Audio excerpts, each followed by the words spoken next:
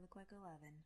Anyway, I am very, very happy to see new Star Butterfly episodes. I'm so happy. They have been wonderful so far.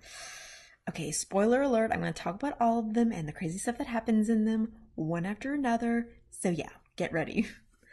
Let's see. The first one, Star says goodbye to Marco, which I'm kind of mad at because I really wanted to hear them talk about, the whole party thing, her having feelings for him. They do not do that, and that really makes me mad, okay? I mean, how much more embarrassed could Star possibly be than just admitting it? Is Marco just going to say, I am with, what's her name, Jackie or something, Jackie Lynn? Yeah, they did not talk about that, and I'm super disappointed. They still act like friends, they still have their chemistry, but the fact they did not talk about how they have that situation where they both might have feelings for each other was just really annoying. On the other aspect, I like seeing Star back on Muni. I find Muni very interesting and fun, and it's like such a weird magical world. So I like seeing Star back home. Yeah, it's her home, it's her Star world where everything's a little zany, kind of like Wonderland, but she's still the zaniest of all, and that's interesting. Let's see.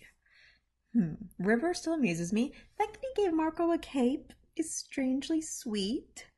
The part where Marco's gonna wear the cape now makes him look like such a nerd. I mean, the hoodie was fine, gave him a good color, like he was red, and now they're kind of making part of the family by him wearing a little blue, which is nice, but also a little presumptuous. But the part where Star loves his smell and he loves her smell, God. Oh, talk about your feelings for God's sakes. Oh, and the next one was really cool. Let's see, it was the goat guy's funeral. Forgive me for forgetting his name. But yeah, it was sweet. The entrees were cans because he was a goat man. A very kind, special, wonderful goat man. But yes, that was his thing. Let's see. Everyone was wearing black. That was neat. Star was going a little crazy, and still, Star rummaging through a punch bowl with her hands, trying to find something at the bottom. People were like, oh, not again. But yeah, Star being haunted was really scary and also really interesting because she was being haunted by Glossrick, and the scenes where she's being haunted are just so crazy. And I love how she's the only one that sees them because it just makes her feel even crazier, and that's just so much more suspenseful. And I like how she still calls her Earth friends. They still talk about stuff, and Jana gives her, spiritual advice, and the dialogue is really snippy, and I think it's funny and very natural, so I like it a lot. Let's see. Star had an open relation, not really open, but she had an open talk with the memory of Glossary because she had that little book part left. And that's what I want for her and Marco. Glossary deserves it too, so I'm happy they had it. But oh my god, at the end of the episode, or after she destroys or throws away the little book part, she gets Glossary back, but Glossary is broken. He's damaged. He's hurt. He's acting like some mad animal thing, and it's so sad. It's like, God, it's like a genius with Alzheimer's, and he's just lost. And I don't know what this means. I don't know what this means. Is there a book left, or, are they going to just research and remake it? No one's talking about that, and that scares me, okay? All that knowledge just lost is so tragic. And yes, Star started her own book, and I think she has her own talent, but still, there was so much stuff from all of her family. Just burn a book like that is terrifying. But yeah, Glossrick's back, and now Star has to take care of him. It's kind of like a reverse of roles where, he's like some wild animal that she's trying to take care of. It's bringing out a compassionate side of her. That was also amusing because she's frustrated. And let's see, this leads to her meeting Eclipsa, who's so mysterious. Do I think she's evil? In a way. She's kind of like the sort of devilish evil of where she doesn't exactly lie, but she doesn't always tell the full truth. She tells her version of the truth. And yeah, her biggest crime so far seems to be playing with some evil magic. And it stained her veins so that'd be dark and purple, and that's scary, that's real. Like all the way up to her elbows, they were purple. Moon's are just hands with a couple of veins up to it, but hers are dark. And the craziest part is I think she's clever enough to avoid the truth, or at least avoid the parts that make her seem unpleasant. And yeah, she's charming, so she charms Star. So it's like she's not she's a very pleasant person, but I still don't think that makes her good. But is she the kind of evil that wants to hurt people, or is she just kind of selfish that, doesn't care if she uses damaging or destroying things as long as she gets her way? It's a different kind of evil. Though I got chills at the end of the episode where, Star convinces the High Commission and her mom to just let her live in a dungeon while they have trial. And yeah, Star just joins her looking at the roses. It's like, okay, here's your rose view, here's my world view.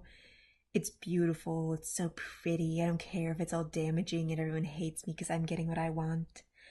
I'm just enjoying the simple things. So yeah, she's so charming, but there's something really dark about her.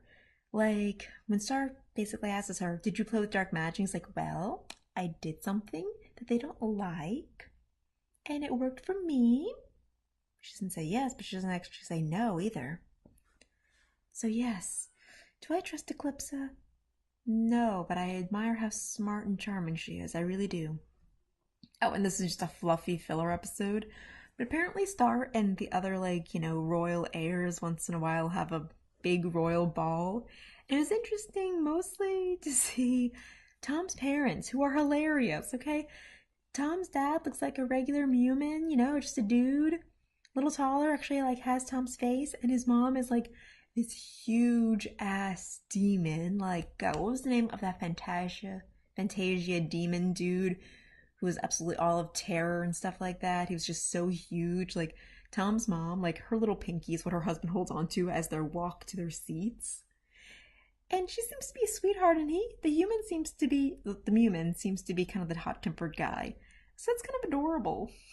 Her design is so interesting, and she's so huge, and she's the demon, and she has little stuff that she gave to her son, like the 3 eyes and the horn thing.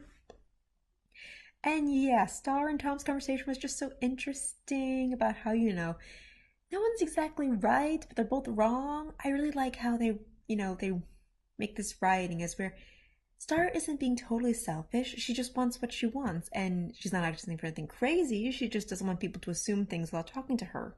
And that's fair. But yeah, Tom wants things too. He wants to do things his own way. So yeah, I just really enjoy the dialogue in this show. When it's not being ridiculously silly and goofy and hyperactive, it can just be so grounded and good. And that's why I'm really enjoying this whole week of new episodes. I'm scared of the eclipse and stuff, but also super excited. And I like seeing Star in her own home, and she's actually trying to be a good princess, but she still has those bad impulse controls, which makes her charming. God, I love that Star isn't a perfectly good role model. Instead, she's just a little rebel. That's so much more interesting, and it's refreshing with all these other Disney heroines that are, all about girl power. Star wants to be a good person, but she falls back into her own flaws, and flaws make a person. And I like that Star's a person instead of a role model. I don't know, it's just good entertainment. It fills my heart. It really does. So yeah, new episodes of Star Butterfly versus the Forces of Evil all this week. It's wonderful. I love watching it. I'm super excited. Watch with me. Watch it, watch it, watch it.